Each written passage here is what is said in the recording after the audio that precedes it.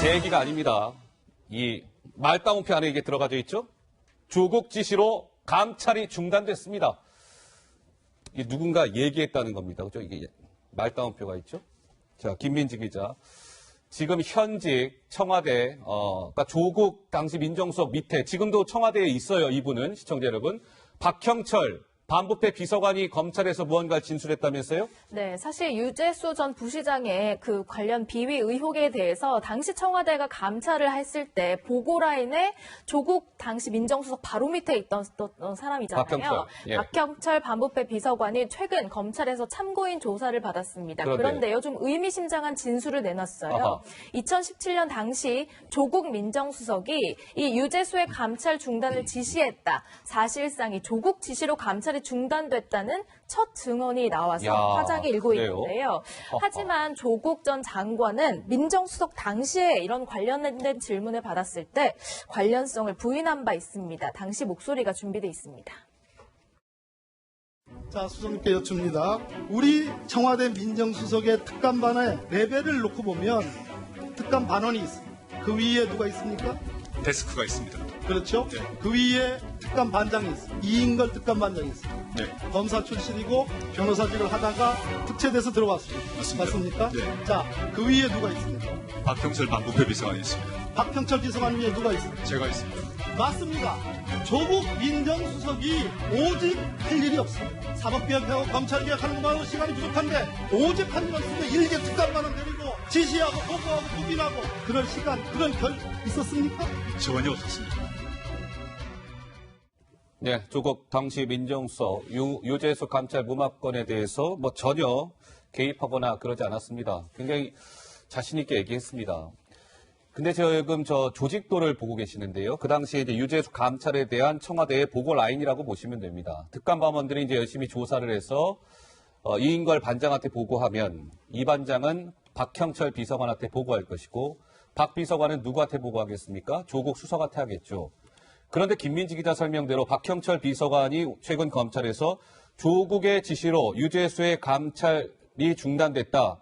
이렇게 얘기했다는 거예요. 그러면 박형철이라는 비서관은 조국의 지휘를 받아서 특감반을 지휘 감독하는 사람인데 그러면 이 유재수 감찰건에 김 교수님 최소한 조국 민정수석이 개입했을 가능성은 일단은 그 가능성은 굉장히 커졌다 이렇게 봐야 되겠네요. 일단 박형철 반부패 비서관 현직에 있는데도 불구하고 참고인으로 와서 조국 수석의 지시로 묵살됐다라고 만약에 그런 취지의 진술이 있었다고 한다면 조국 민정수석까지는 개입이 이제 확인이 되는 거죠. 예. 그러니까 이건 형식적으로도 당연한 그런 추측이라고 봅니다. 그러니까 말씀하신 것처럼 보고의 체계가 결국 꼭대기의 민정수석이라는 사람에게 보고가 되고 네. 민정수석의 지시 없이는 사실은 반부패 비서관이 그런 지시를 밑에 하달할 수가 없잖아요. 예. 그러니까 당연히 반부패 비서관 입장에서는 자기에게 그런 묵살을 지시한 사람은 무마를 지시한 사람은 조국 당시 민정수석이라고 말을 할 수밖에 없는데 예. 이것이 갖는 의미는 저는 두 가지라고 봅니다. 두 가지 의미가 있다. 하나는 그동안에 우리가 몇 달 동안 온 나라를 시끄럽게 했던 조국 사건이라는 게 예. 조국 가족들의 비리와 관련된 사건이었잖아요. 그런 것이죠. 그래서 그거 지금도 재판이 진행 중이고 수사가 진행 중인데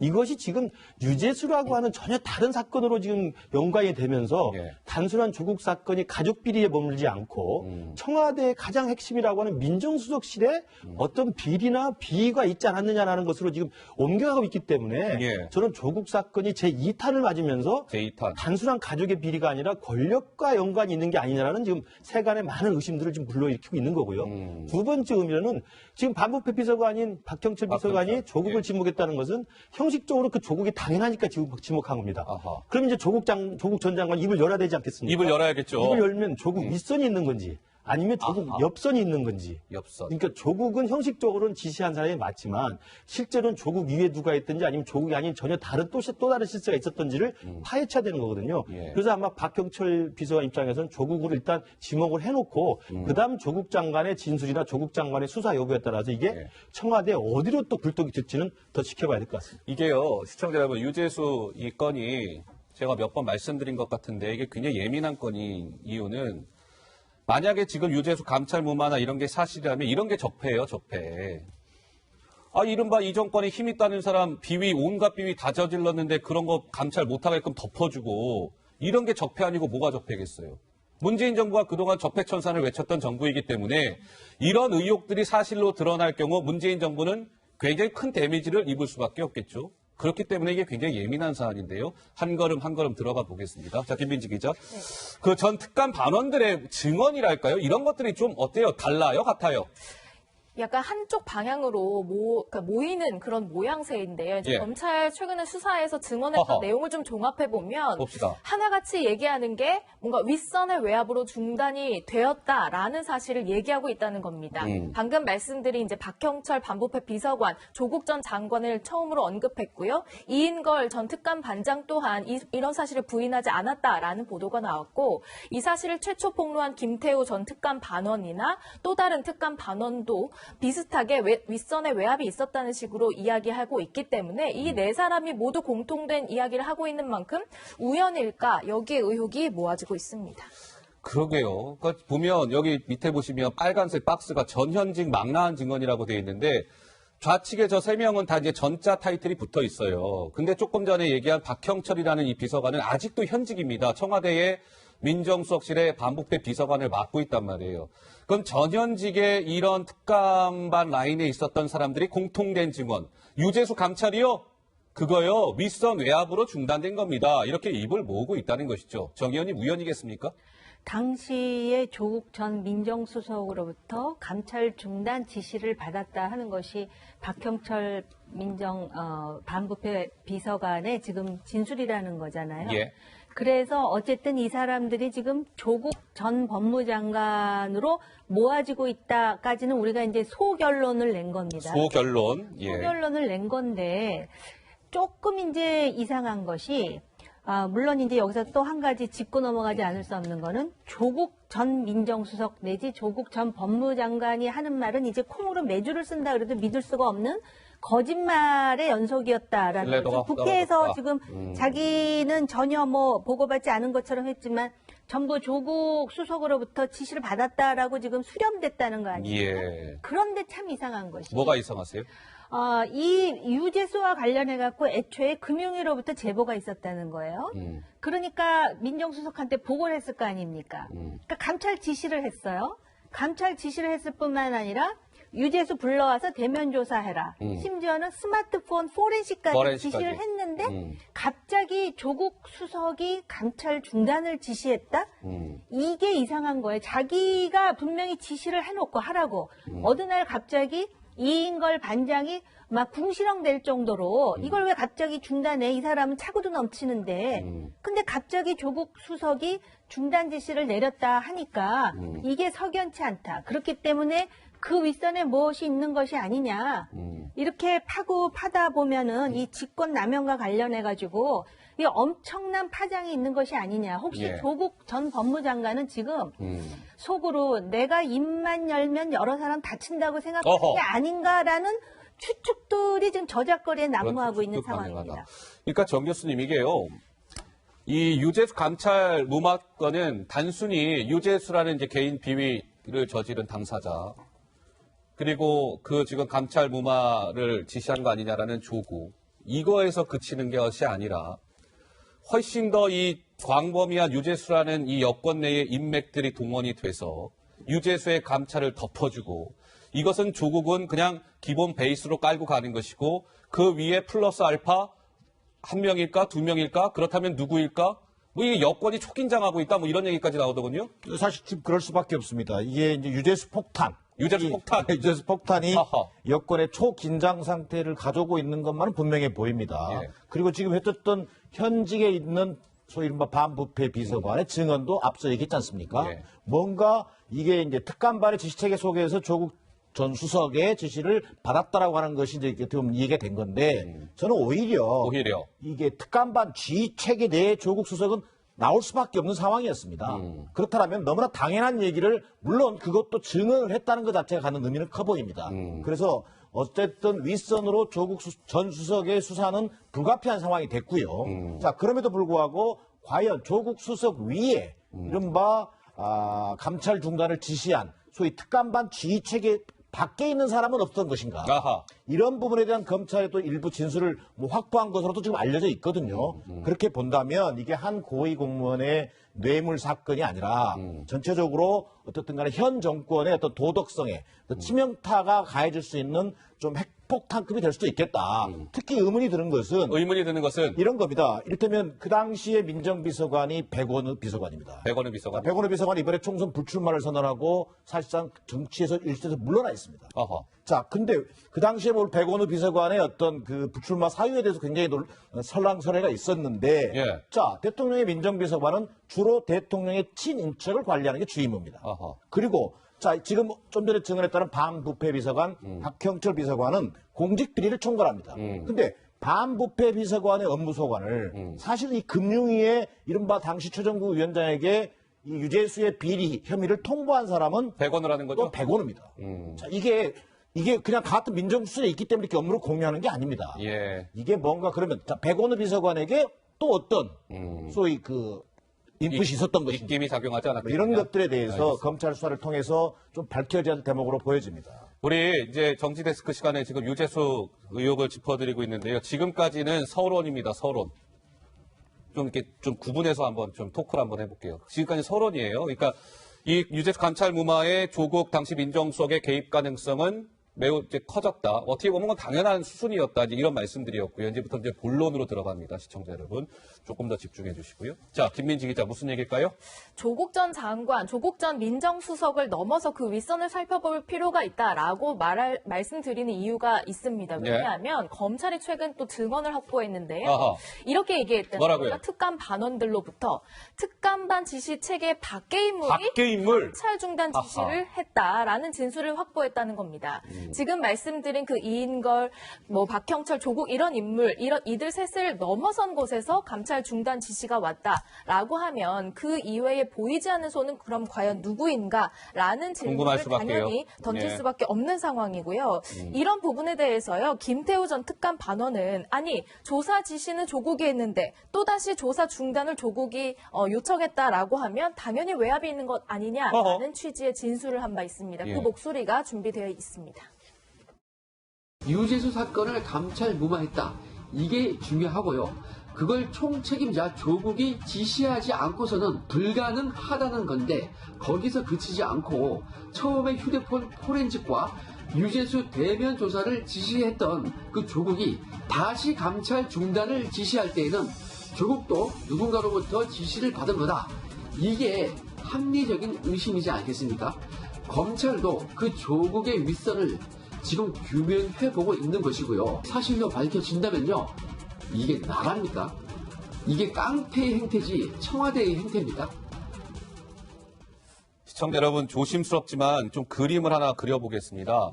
이건 물론 추정입니다. 시청자 여러분. 아직 사실로 드러난 건 아니에요. 그냥 조심스럽지만 저희가 한번 추정을 해보는 겁니다.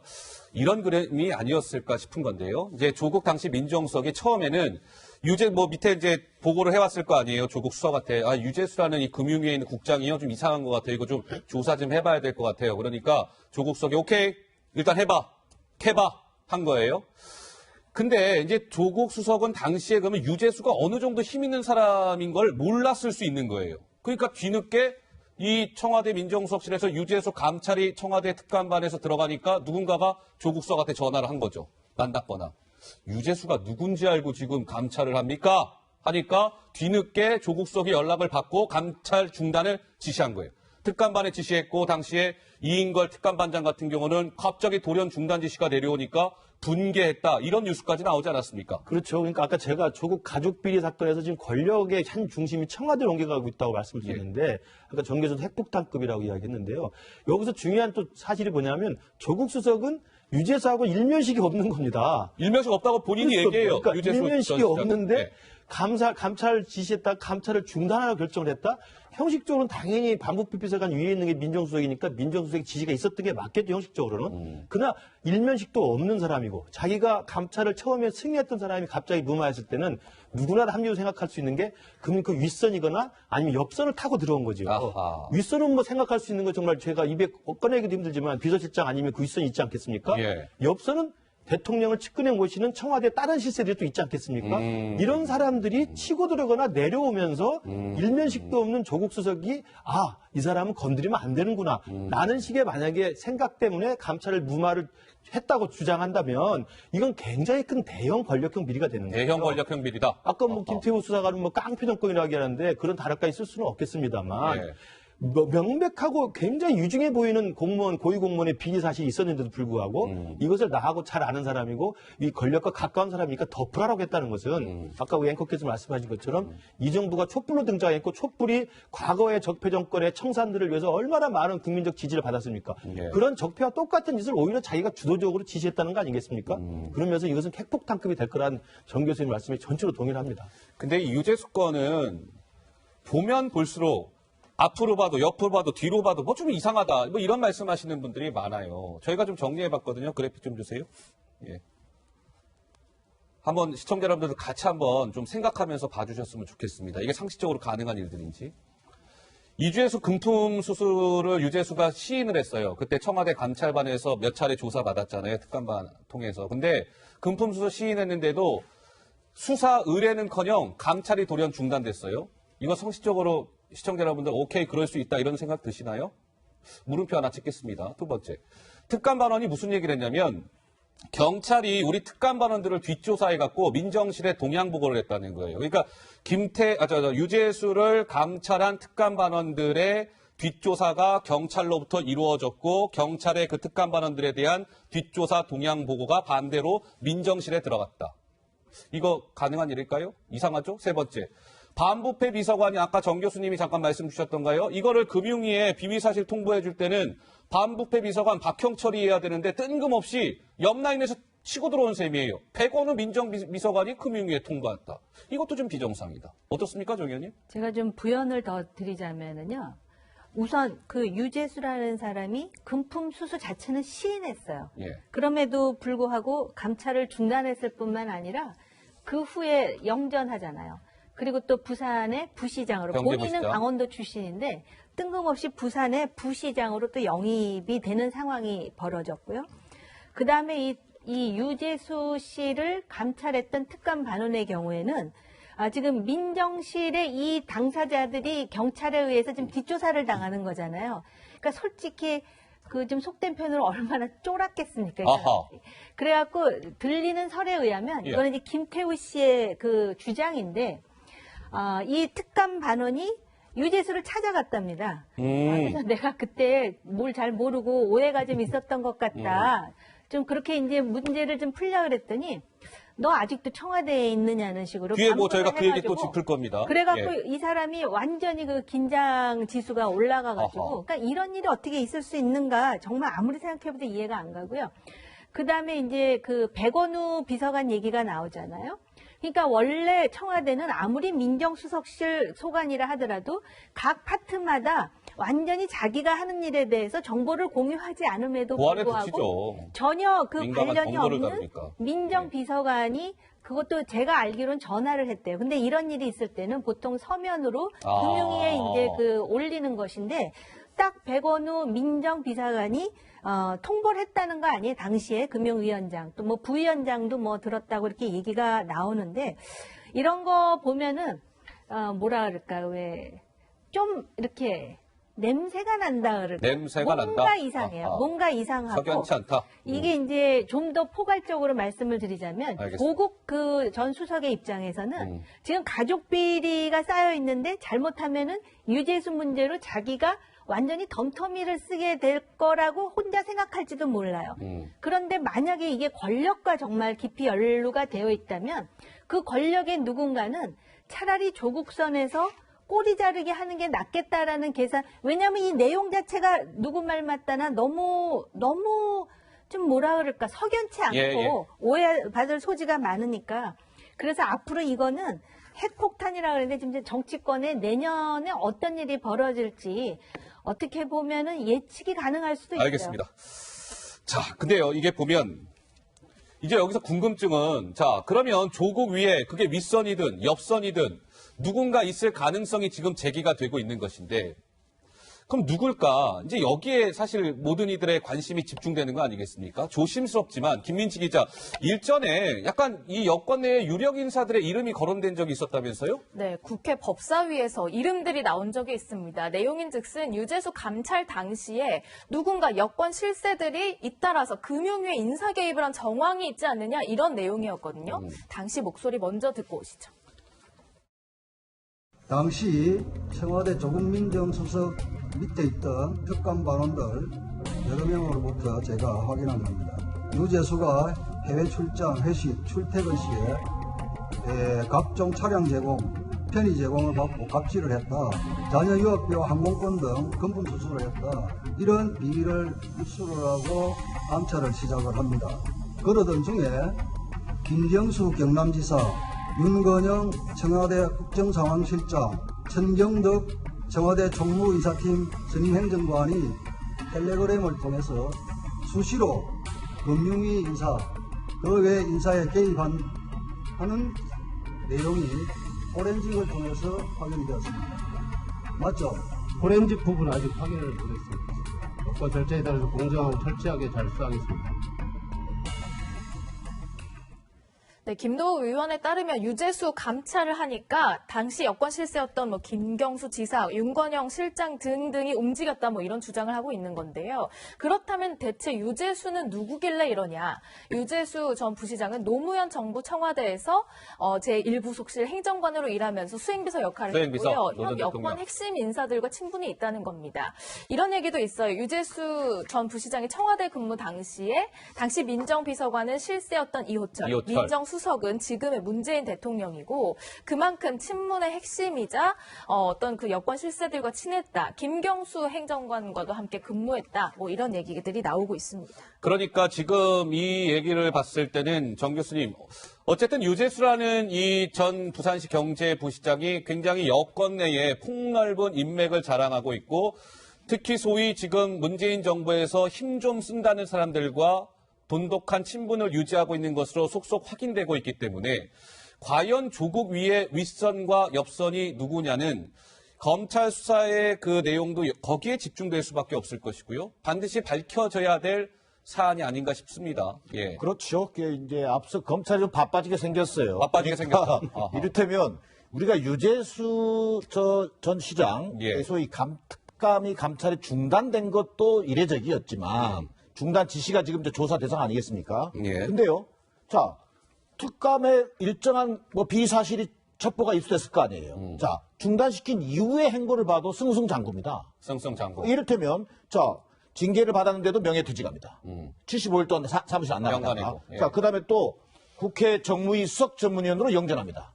이 국장급에서 실장급으로 가는 거예요. 또, 그 다음에 또 부산시 경제부시장으로 또 진출합니다. 이런 것들을 보면 어떻게 감찰받은 사람이 설사 중단됐다 하더라도 이렇게 그 이후의 행보가 승승장구할 수밖에 없는 것인가.